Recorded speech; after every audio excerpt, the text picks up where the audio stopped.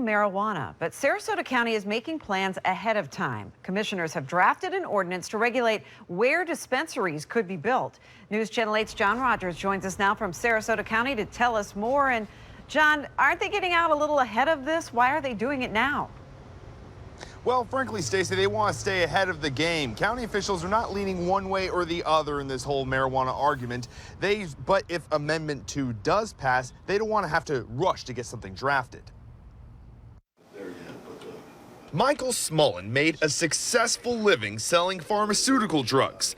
But when his daughter Kayla began suffering seizures, there was little he could do to help. She had a terrible time growing up. For about 8 years, she was on pharmaceutical products. Her seizures were controlled, but the side effects were terrible. Years later, that has now inspired him to help others. He and his partner David Wright created AltMed. It's a Sarasota company that plans to cultivate and dispense medical cannabis. And they're being very careful about the location. Our grow site is in an agriculturally zoned area. It is 2 miles from the closest house. County commissioners want to make sure companies like AltMed don't just pop up anywhere.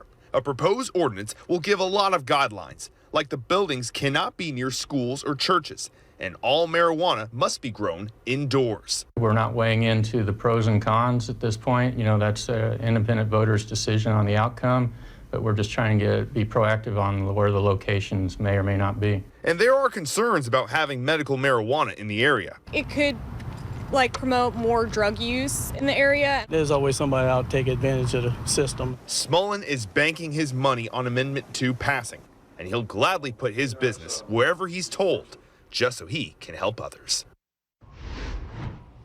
There will be one final public forum going on November 4th. That's Election Day, where county officials will meet with the public to discuss this. Also on that day, the county commissioners will decide whether or not to approve this ordinance, Stacey. So, John, what if Amendment 2 does fail to pass? Is the ordinance then worthless?